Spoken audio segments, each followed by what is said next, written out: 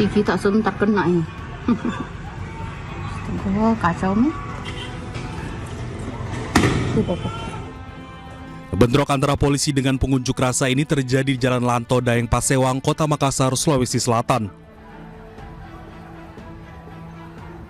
Massa yang awalnya menggelar aksi damai tiba-tiba saja menjadi anarkis dan berhadapan dengan petugas keamanan. Persiapan. Bahkan pengunjuk rasa sempat melakukan perlawanan dengan memanjat ke mobil barikade polisi. Hingga petugas terpaksa mengambil langkah tegas dengan menghalau para pengunjuk rasa.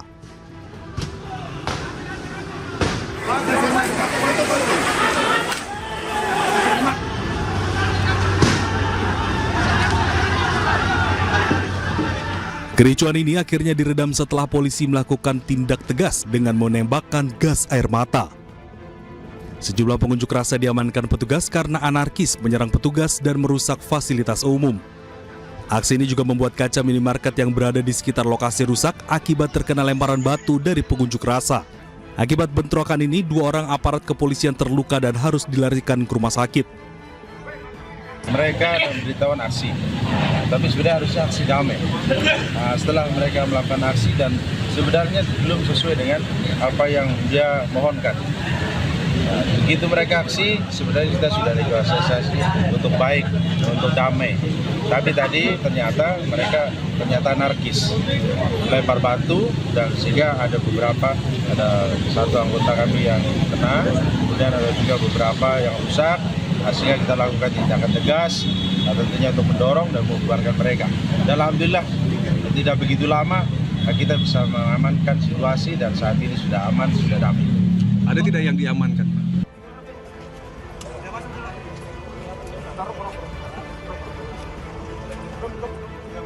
Diduga unjuk rasa yang berujung bentrok ini terkait gerakan separatis. Untuk mengamankan situasi, 450 personel keamanan masih berjaga di lokasi. Dari Makassar, Leo Muhammad Nur, iNews melaporkan.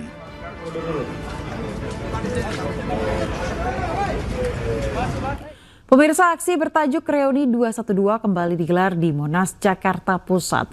Acara ini diisi dengan sholawat dan doa bersama untuk mendukung dan mendoakan kemerdekaan Palestina.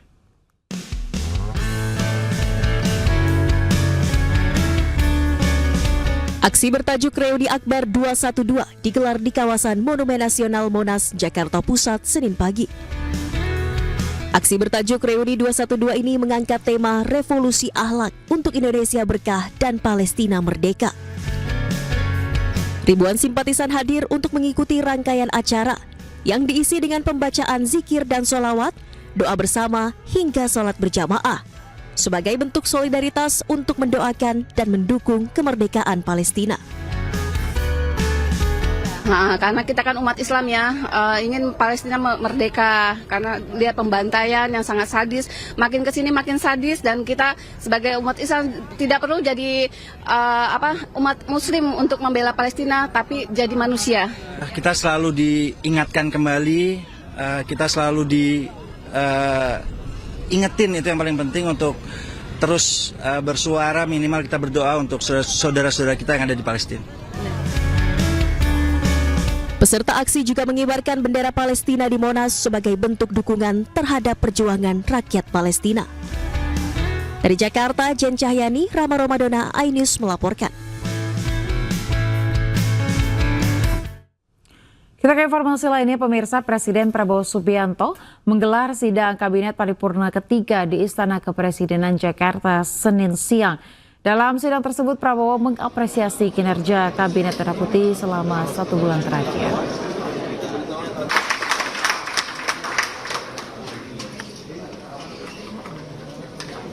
Sidang Kabinet ketiga yang digelar Presiden Prabowo dan Wakil Presiden Gibran Rakabuming Raka hari ini dihadiri seluruh anggota Kabinet Merah Putih. Total ada 130 orang menteri, wakil menteri, dan kepala lembaga yang hadir. Presiden Prabowo mengapresiasi kinerja dan prestasi jajarannya setelah dilantik selama sebulan. Selain itu, Presiden Prabowo juga membeberkan hasil lawatannya ke sejumlah negara pada November lalu. Selamat sore, salam sejahtera bagi kita sekalian. Shalom, Om Swastiastu. Pemirsa, dalam sidang kabinet hari ini, Menteri Sosial Saifullah Yusuf menanggapi viralnya bansos bertuliskan bantuan Wapres Gibran beberapa waktu lalu. Menurutnya, pemberian bansos itu sama sekali tak menyalahi aturan dan fokus pada kebermanfaatan bansos.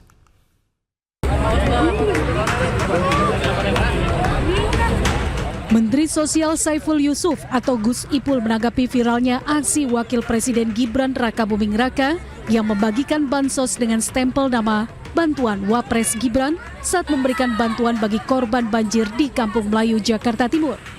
Gus Ipul menyebut pemberian bansos sama sekali tidak masalah, yang terpenting adalah manfaat dari bansos itu sendiri. Selain itu, bansos yang diberikan Gibran merupakan bantuan dari pemerintah. Ya, bansos itu bisa diberikan oleh siapa saja, bukan bansosnya pemerintah, begitu aja. Dari Kemensos juga ada, dari kementerian yang lain juga ada. Tapi dengan ditulisin nama Wapres Gibran itu gimana, Bu? Ya, menurut saya nggak ada masalah ya, nggak ada masalah. Nanti semua tahu lah program pemerintah atau dari pihak swasta kan semua tahu ya. Jadi nggak perlu diperdebatkan, yang penting manfaatnya itu yang utama ya.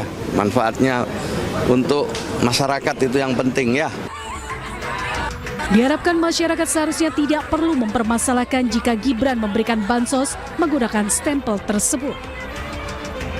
Dari Jakarta, Salam Rahmat, Dedi Rudi, iNews melaporkan. Pemirsa, audisi Miss Indonesia 2025 dihelat di sejumlah kota besar di Indonesia. Rangkaian ajang kecantikan bergengsi ini hadir di kota Bandung, Jawa Barat selama 2 hari, serta diikuti puluhan wanita berparas cantik dan bertalenta. Audisi Miss Indonesia 2025 digelar selama 2 hari di kota Bandung, Jawa Barat. Pada gelaran hari pertama audisi ajang kecantikan bergengsi ini, para peserta yang rata-rata berasal dari kota kembang nampak antusias menjalani sejumlah tes. Rangkaian tahapan seleksi dijalankan mulai dari pengukuran tinggi dan berat badan, wawancara, hingga sesi foto dan video yang digelar di Hotel El Royal Bandung. Motivasi saya mengikuti Miss Indonesia adalah karena saya ingin melihat makna sesungguhnya menjadi seorang perempuan.